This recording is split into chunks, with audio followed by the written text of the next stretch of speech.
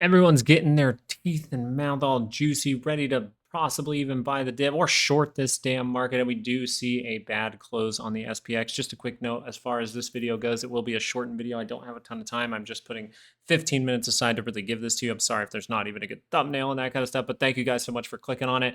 We are looking for those opportunities down in this box. But the question is, are we going to get there right now, or was today just an experience of volatility due to grab and liquidity go test 6,000? Is this grab and liquidity in some way, or is this really the downturn as of right now? We're going to get into that as we go into some technical analysis here. Looking at the 2-hour chart, we can see that we are seeing something a little bit crazy for the week. We saw a 5% moment for the day. Very, very cool. And I can even tell you how we actually break down. I'll do that towards the end, how we actually broke down here and why the things we said this morning held true throughout the day. That'll be a big thing.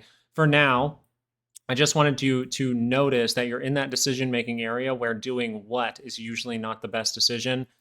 Well, for the week, you would say going short. You would rather be finding those bounces, and we're going to talk about that in a second. But first of all, is the 2-hour negative?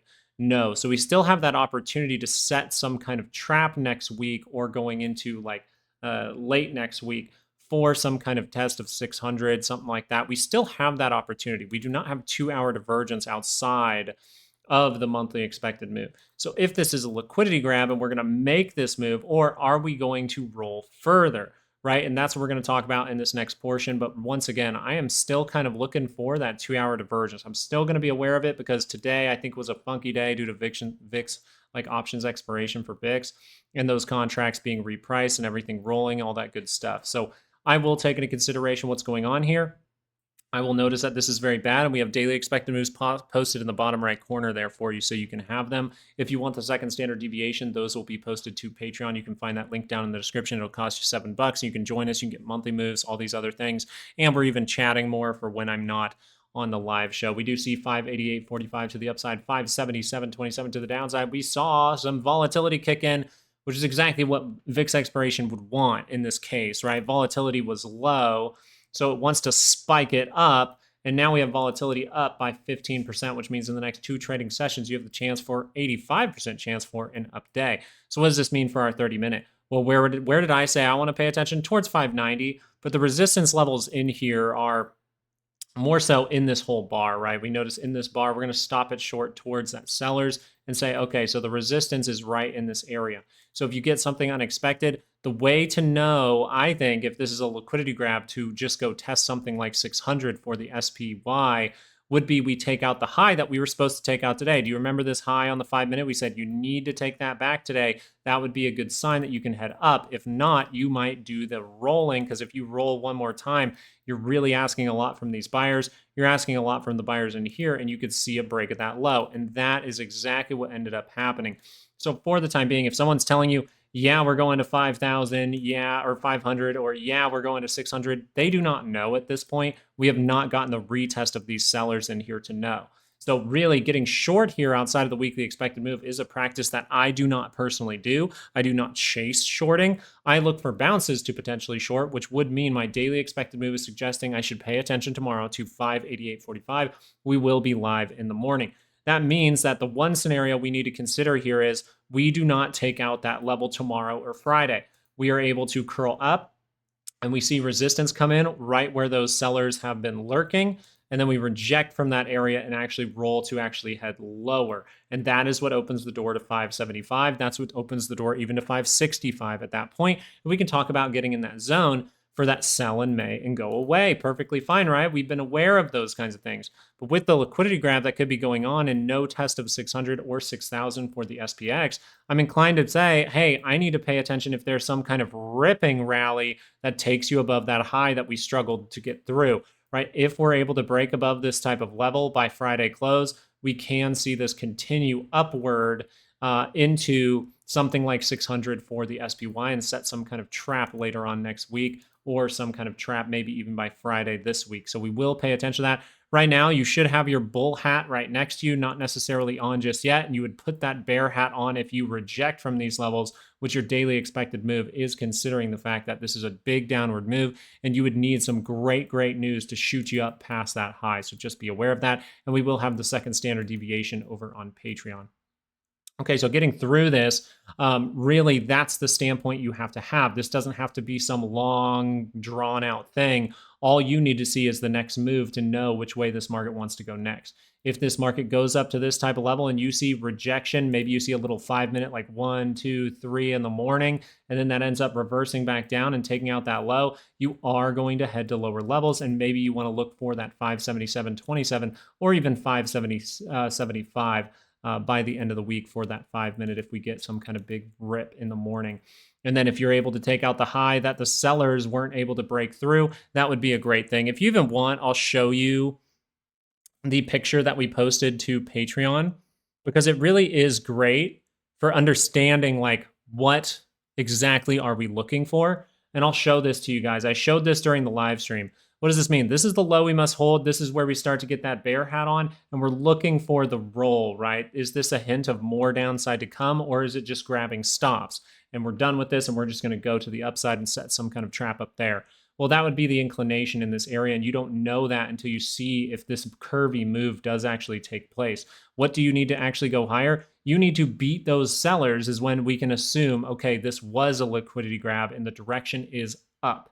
Up, up, up, okay? So if we're not able to beat that high that we failed to beat today, you can expect some kind of roll, and this would be a better area to start to look for those inclinations of a possible short position. All right, so just wanted to point that out for the time being. You can screenshot that and take it for what it's worth. Now I'm going to show you the other screenshot because I didn't see this in real time, right? I just got a notification on my phone, and I was like, I'm going to jump onto Patreon and go talk to some people, and then we hopped on the live show a little bit after that. So we discussed this morning how this is the high we need to take out to be bullish. You notice that we made an intraday high. We were able to take that out. See that little mini squeeze in here? We create a block of our own to set that new low, that distinguished low that tells us if we lose that, it means be careful to the upside. You could break trend. You could need to rely on these buyers. And if those buyers don't show up, hey, you get a bloodbath. So once we do see this, we see that the high did not take out this one, and it crossed back below, losing the low with this circle over here, and we experience a dump. The buyers were not able to step in, and this could be because of expiration, low liquidity. I'm not saying this has to be ultimately bearish, but that's how this overall plays out. So we don't really need to show you that in here, but we did talk about this morning, how you really need to take out this high to start to get bullish again, right? We wanted to see this go do what it needs to do, right? Break out, see some kind of pullback into this area, and then you can go for the second move higher. But instead, you lose the distinguished low and you curl down, and none of the buyers step up in these type of areas, even down at the low. And then you're depending on the little edge of these buyers to hold you up, which if those buyers don't hold you up, where do you go to? You flush down to these guys, and we were able to break that as well. So this is turning out to be a very interesting time for Vixpiration. I'm not inclined to believe that a bond like if you're saying the bond auction did it, these yields have been climbing and climbing for a long time. This is why you heard me saying, hey, I might even be purchasing TLT soon. Hey, I might be looking for that, but I got to wait to see by the end of the day in case we break out of this little trend here. We break out, and that's what people are talking about. But these yields have been going up for a super long time during this run. It's not a good enough reason for me to believe like, hey, we're going to go retest the lows down in here. But it is a good enough reason to say, hey, we could start a downtrend and end up down in these type of areas. But something we could do before that is set a trap. So paying attention to how this actually would set up the short and how this would actually still be a long play at the end of all this is a very good thing. The long play would be you have to take out pretty much 593 to actually show like, hey, the buyers are showing up. We just need to break that level just barely, retest those buyers, and we can maybe head to the upside into Friday close. If you're going to see that stop short in where these sellers are at and reject, well, that seems to be the more probable situation according to our daily expected moves for now until we see the morning open. So anyone that's telling you they know the exact direction right now, price action hasn't fully shown you that, and you did have Vixpiration. You did open up the door to the downside on a very unique day where VIX options are expiring, where those things are being rolled over or repriced. And then at the same time, using those news pieces, I don't see those as big reasons for us to tear down. I think if you're paying attention to anything, you're more worried about the debt overall instead of like deficits all the time. But you kind of want that you kind of want the spending, right? You want the spending to continue. Even someone bringing up in the chat that M2 money supply is going up and things like that. So we'll find out what is going on here. Please join the live show in the morning because we will have more to say in the morning if we see some kind of upside move. If we see a downward move initially, just remember your daily expected move is right by that 95% line. And if we start to see the inclinations of turning around down in here, right, we beat this and make a new high or something like that, we will notify you. So we'll be here with you throughout this, right? We'll be live in the morning. I did start that chat over on Patreon, the money making talk chat, where I'm going to post things for when I'm not live if you want to join in on that. But for now, we just have to take this with a grain of salt, understand our bear hats are now on the table next to us. And if we want to put those bear hats on, we better see a bounce that actually looks juicy to short in this position, or we have to see some great news to shoot us above 593. So thank you so much for watching this video. I got to hop off pretty quick. I hope you guys have a great night, and I will see you in the morning. All right, peace out.